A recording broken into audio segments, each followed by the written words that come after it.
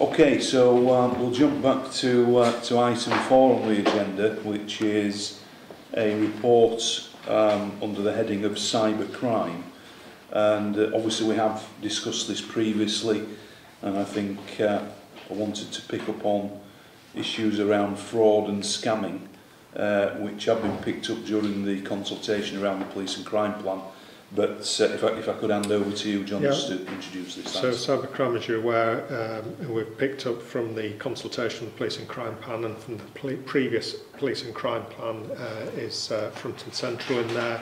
Again, a growing complexity of cyber-dependent and cyber-enabled crime, and a growing issue within communities. Obviously, as the report will go through, again with the change in recording practices and the contact into the police, there's an increased need to resource and respond to this types of crime for the benefit of the communities of West Yorkshire. So Detective Inspector Ben Kent is going to go through the reports provided for you. Okay. Yeah, I just want to highlight at the start that the policing strategy does identify cybercrime as a priority risk area for the force. And that's a current and a long-term threat that we face due to the changing nature of criminality and the challenge that presents. We've completed some analysis on cybercrime data, and between July 2015 and 2016 the force has received a total of 5,055 cyber-related offences, which represents an increase of 119.4% on the previous year. The vast majority of those offences, 4,999 of those offences, were actually cyber-enabled offence. So that's a traditional crime where a computer has been used at some point during the offending, and only 56 of those offences were dependent cybercrimes, which is where a computer, such as a hacking or a ransomware attack or something of that nature. And Facebook was the most prominent medium, which featured in over 2,335 of those offences. The most common type of cybercrime that we see is actually around harassment, followed by sexually indecent offences, and then moving into fraud. And the organisations currently, we're averaging between 50 and 72 fraud-related cyber offences per month. We have had a spike in January, looking at the data, and we anticipate that's as a direct result of Christmas shopping and receipt of bank statements that are around those periods. The cybercrime team was established in June 2015, and to date we've been involved over 1,000 investigations across West Yorkshire Police, and those are not just cybercrime investigations, those are a wide range of investigations, from murder, human trafficking investigations, child sexual exploitations investigations, and really what we've been looking to do is utilise new and emerging techniques and technology to enhance our investigation across a wide spectrum of communities. If we look at actually the amount of fraud offences that we've been involved in, there's around 112 fraud investigations that the cyber team supported. We have in place, and I know you're aware of this already, Commissioner, a strong governance structure around cybercrime. And West Yorkshire Police is actually the first police force in the country to set up an independent advisory group focused solely on cybercrime. We're absolutely privileged to have a real plethora of organisations and partners that are working hand in hand with us in developing our cyber strategy and responses. Organisations such as Barclays Bank, Sky, academic institutions such as Leeds University and Sheffield Hallam University, along with victim support services and community groups such as the NSPCC, Stonewall and Help the Aged, really ensuring that we collect a wide range and a wide demographic of views and opinions around cybercrime, and that's supported by the College of Policing, and I know yourself, Commissioner. We also have a strategic board which is chaired by ACC Foster, again containing stakeholders from across West Yorkshire Police, ensuring that we have a really clear and coherent strategy that's actually delivered into action, and that's delivered through the tactical board, which is chaired by our Deputy Head of Crime, Chief Superintendent Ridley. That takes place on a monthly basis and directly involves cyber leads from each of the district policing areas. And through that board and the strategic board and the independent advisory group, we've been able to really drive forward some nationally innovative practices. One of the key areas was around action fraud and some of the issues that we had. Nationally, action frauds, assessment of vulnerability when dealing with fraud reports was not the best, and we identified quite early on that there were some real risks around that, where particularly victims, if they were vulnerable or otherwise, weren't necessarily getting a prompt and effective response to that. What we did do is West Yorkshire Police, in partnership with Action Fraud and our Economic Crime Unit, have pioneered a national call takers document. This is a document which allows call takers within the customer contact centre to conduct meaningful assessments of vulnerability, solvability and immediacy of risk around fraud and cyber-related fraud offences, and ensure that they receive the most appropriate and timely response. And that document has been adopted nationally and is now rolled out across all the forces within the UK. We've also recently established a cyber prevention working group. This is chaired by Christopher Joyce, the Crime Prevention Officer for the force, and again is nationally innovative. What this group does is brings together practitioners, so officers, PCSOs, from across the force areas, and coordinates some of the sort of crime prevention work that we have. It held its first meeting on the 7th of October, and I know you'll be aware, Commissioner, that over the 6-week holidays, particularly officers in Wakefield District did some prevention work in partnership with the NSPCC and O2 at various locations across Wakefield, and were able to engage with over 650 people. Also in Bradford District, 25,000 young people have been engaged with through the Bradford District cyber group that they have established there, delivering inputs in school and really ensuring that prevention advice is right at the heart of education. We have the force prevention campaign around cybercrime, which started on the 12th of September, which I know you supported, Commissioner, which we had features on Look North and various other mediums, radio interviews and various Facebook Live web events. They were really positively received, and you know, the Facebook Live events alone reached 65,000 people. The Economic Crime Unit also play a large part within cybercrime and our current progress and work streams, and they're actually in the process of recruiting a victim care and crime prevention officer, which is going to look specifically at supporting vulnerable victims around fraud offences, including cyber-enabled offences. And we're going to explore geographical relationships to identify if there's any particular communities or locations that are vulnerable, and we're going to look at comparing some of the West Yorkshire Police data along with trading standards data to identify if there's any vulnerable victims there, or any learning that can be taken forward through that. We have developed an intelligence strategy around cybercrime. Again, the first of its kind, looking to really drive and identify the intelligence gaps that exist in this new and emerging crime type, and trying to maintain pace, if not stay one step ahead of criminality and vulnerability within this area, and ensure that learning is really focused around those new and emerging gaps. We've done a number of web chats, which I know you've supported personally, Commissioner, targeted at a really range of diverse communities, and we've identified particular vulnerabilities around deaf communities, given their reliance on online services, and targeted in partnership with Victim Support, Stonewall, Trading Standards and other organisations, some really focused crime prevention activities around some of those really vulnerable and diverse groups. And in terms of cybercrime as a risk, obviously a doubling in cybercrime reporting means the force needs to continue its investment in cybercrime training, and I'm delighted to report that West Yorkshire Police have secured further digital media investigation training places, and we are the only force nationally to have secured those places, which is down in no small part to the hard work of the training school in really driving forward at a national level with the College of Policing and other national bodies the need of continued investment in this area of policing.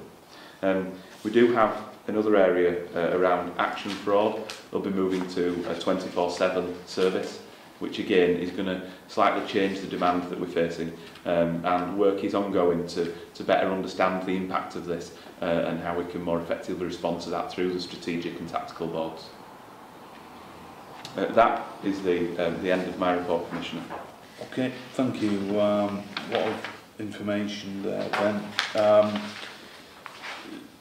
I mean, within the report, it refers to the Police Knowledge Fund work. Is there any sort of update on that work? Yes, so the Police Knowledge Fund, as I know you're aware, but the Police Knowledge Fund is a partnership approach between West Yorkshire Police, Leeds Beckett University, where we're looking to truly understand the processes that cybercrimes go through, right from the call taker, right through to the Crown Prosecution Service. The project is jointly funded by the College of Policing and HEFSI, and that funding has paid for the recruitment of 4 technically skilled cyber officers to be embedded within the cybercrime team and work exclusively on the research project. The project now has a governing structure around it, so we now have a governance board, and we now have agreed 7 sub-projects which we're well on the way with. The vast majority of these projects have just completed literature reviews, so taking academic learning, national best practice and recent reports, and ensuring that we build upon that knowledge moving forward, ensuring we don't duplicate anything. And just to pick out some of the highlights for the projects is it's going to have a real impact directly on the communities of West Yorkshire, because we're looking at assessing the methods of cybercrime training to ensure that we're efficient in the training of our staff. We'll be developing a mobile application that will be delivered throughout all of the Samsung Galaxy devices that officers and staff are issued with, and that will ensure that when they are reaching crime scenes with a digital element, they've got some real lifetime support and guidance around best practice principles, and hopefully that will ensure that our outcomes continue to improve within this area. Okay, thanks. It'd be good perhaps separately to have a separate briefing for my office on that, Yeah. so that we're fully linked in and we can report that through our executive team.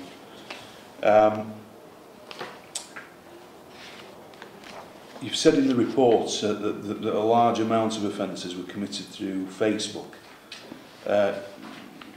Can I ask why that is the case, and what steps are being taken to tackle that, potentially with social media operators to maybe join the independent advisory group, and how did other social media providers fare in comparison? Yeah, I think the start of, in terms of why if we're seeing Facebook as the most prominent media, I think Facebook is one of the most popular social media platforms that appeals to a really big cross-section of society.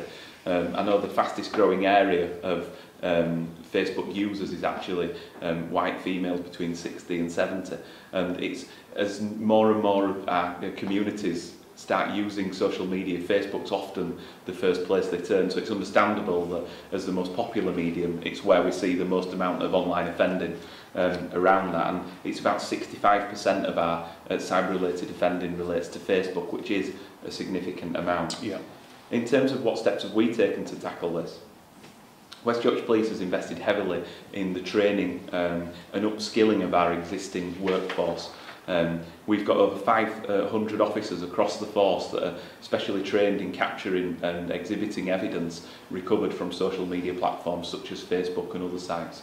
And we also have been nationally leading around our work with digital media investigators, and nationally have one of the largest amounts of these trained staff, which is it's quite an achievement, because the courses are delivered centrally by the College of Policing and access to them is very restricted. We currently have around 32 of these trained staff.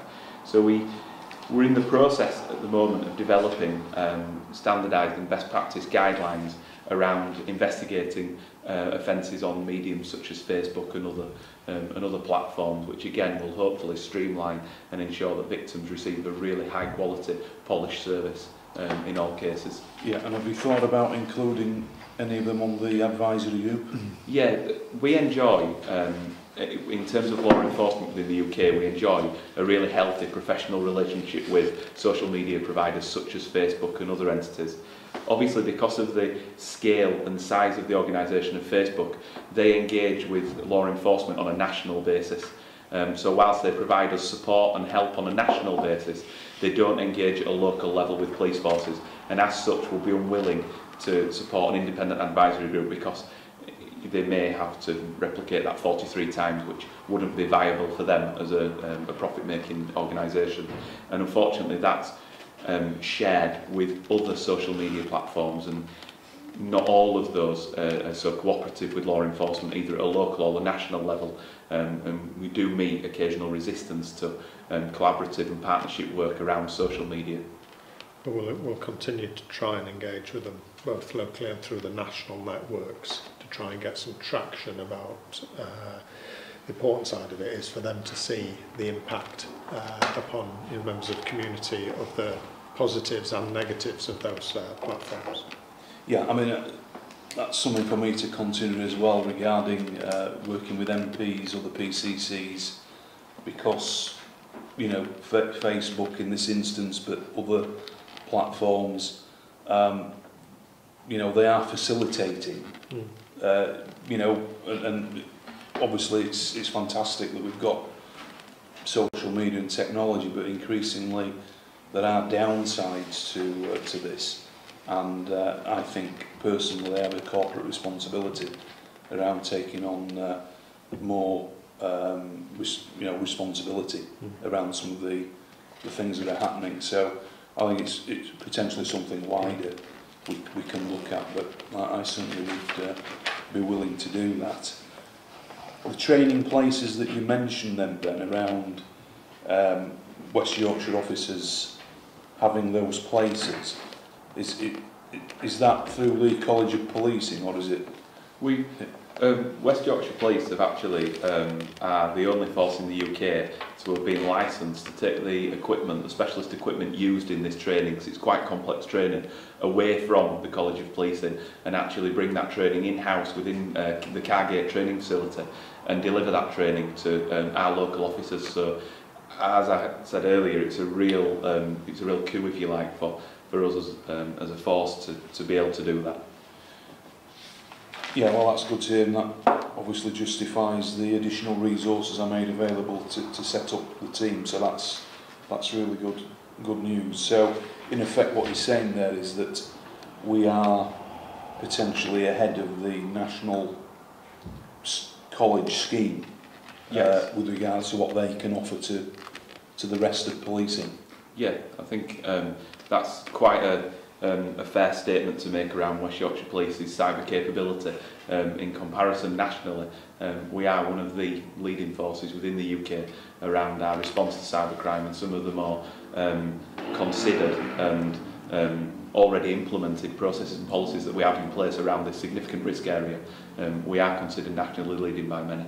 Okay, that's very good. And again, when is it expected that our call takers will be fully trained on this new call takers guide on cyber and fraud offences? Because, you know, clearly you will be aware of some of the demand that we have on the 101 system and accessibility of the police, and clearly anything we can do to manage some of that demand, and also in effect look at new ways that the public can contact the police, particularly through use of technology, then, you know, hopefully that is something that we can take forward. Yes, the call takers will be are already fully trained on that at the centre. So within the Force Customer Contact Centre, all of the staff have undertaken training around this document, and that's now embedded, implemented, and live as we speak. There's a meeting on the 15th of November in which the training officers, each of who are embedded within districts, will be trained on the document, and they will roll that out, and we anticipate that that will have been rolled out completely across the organisation by April 2017. I guess sort of underlying what I was asking there was, within that, is there any work looking at different ways that the public could potentially contact the police, given that we're talking about cybercrime and enabled technology, given the pressures we've got on the 101 service? Yeah, So they pick up the click before you call in there, the online reporting of crime, which is already live, and so they will encourage people to use the online reporting method, or the click before you call for a conversation, or the live chat. And so I think the important bit out of the training is first to make sure we're recording what we need to be recording and signposting people to where they need to be. And the benefit on occasions of speaking to them direct with this type of crime is really to get to the nub of what's actually happened and what's the vulnerability. But certainly we're looking at feeding it into other methods of managing the demand and providing the right service to tailor to individual members of the public. Yeah, I mean, I just make that comment because I still, when press releases and things go out, I still see the only reference being made to contacting the police is the 101. Yeah. So I know about the click before you call and the training, which is excellent, and it's great that we're in an advanced position. But I still think there's probably more we could do around promoting the different ways the public can contact the police. Yeah. Okay.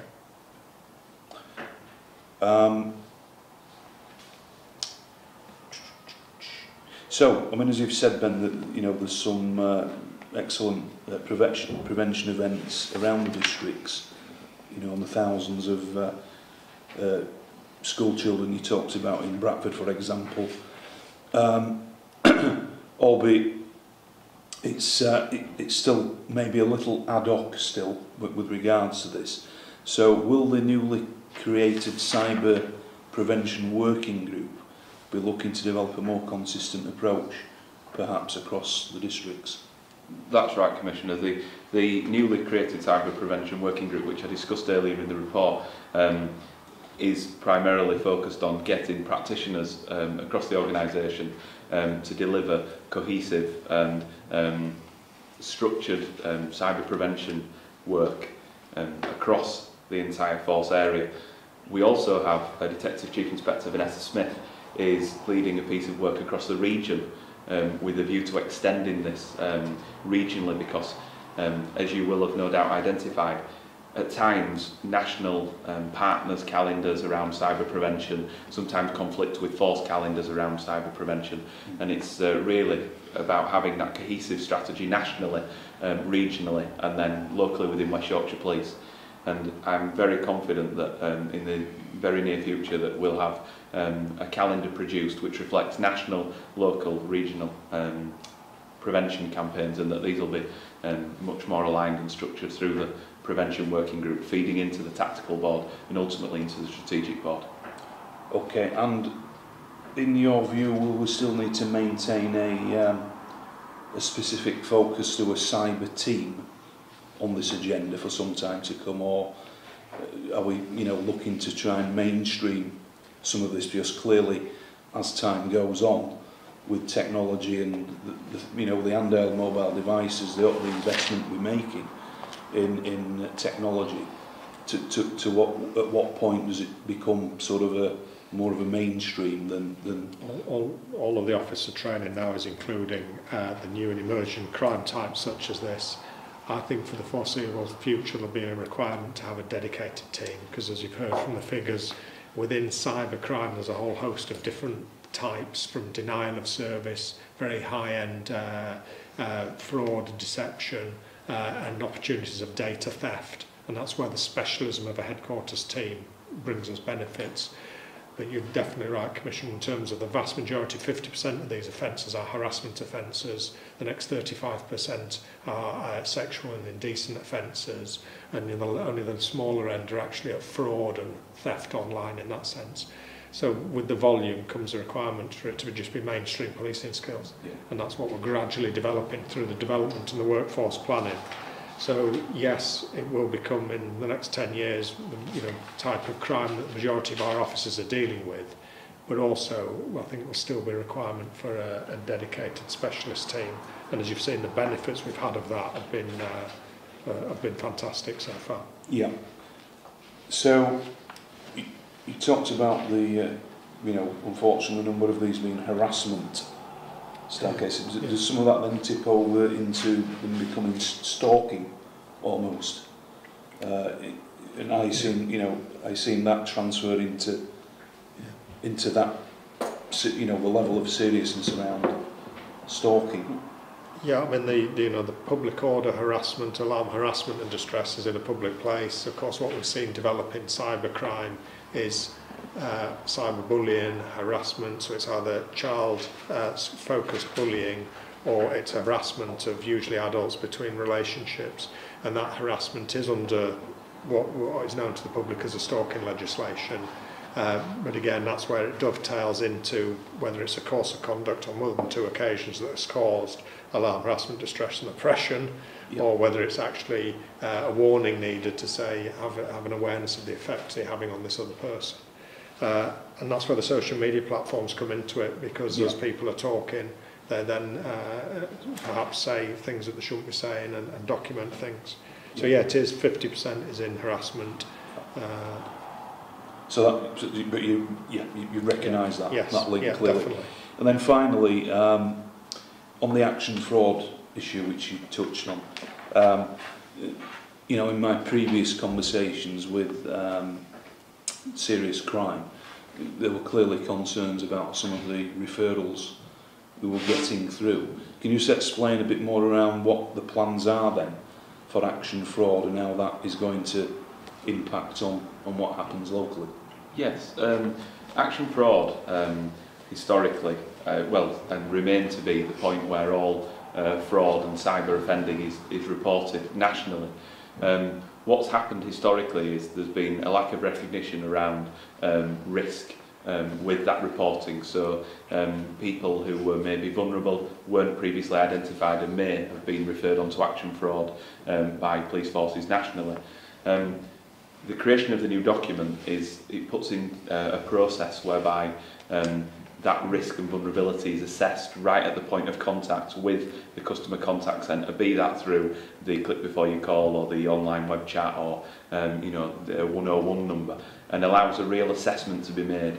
And from that assessment we will then direct that crime to the appropriate resource. So that may be where historically it might have gone directly to action fraud, to be collated nationally and then returned to a force to be investigated. What will happen is that crime will now be passed directly to a district for them to deploy the most appropriate resources that they've got available to mitigate that threat and ensure that the victim receives the highest quality of service that we can offer. But will a referral to action fraud still then happen? Yes. Yeah. So previously, at the request of action fraud, much of this information was going through police forces straight to action fraud and then sitting with them to analyse, review and oversee. What we've picked up in West Yorkshire is what you then miss is the opportunity for early intervention, the identification of vulnerability. So if it comes in and there's a crime, we'll record the crime, we'll get on with the investigation, but we'll still make the referral to action fraud so they can do their national analysis. And in a lot of these cases of the specific theft and fraud, often the complainant ends up being a financial institution and not a member of the public. But what we've acknowledged as a member of the public who's ringing us, who's had your bank account and things stolen from it, it feels like it's happening to you, you know, whether you get the money back or not. So I think what the work the team have done to pick you up, so we're now covering all the bases in that sense. Yeah, no, that's good, and hopefully it's highlights potential victims early on, rather than waiting for weeks on end in some cases from the action fraud to get back with following whatever assessment. Am I right in saying that there's a national cyber unit has been established as well within the Met? Is that? My understanding is the same thing. They're changing the name now from action fraud to the National Cyber Unit. They're going 24/7, so they're able to transfer towards lifetime, high-end cyber crime. Yeah, so they're following our lead then, basically. I would never say that, Commissioner, but yes. Okay. Well, thank you. That's been very interesting to hear the updates, and thanks for the report. And there's a lot of good work going on nationally, leading, which is great. And obviously, I'm sure we'll absolutely be returning to cybercrime on a fairly regular basis through these meetings, but thanks. Thank you. Thank you. Okay.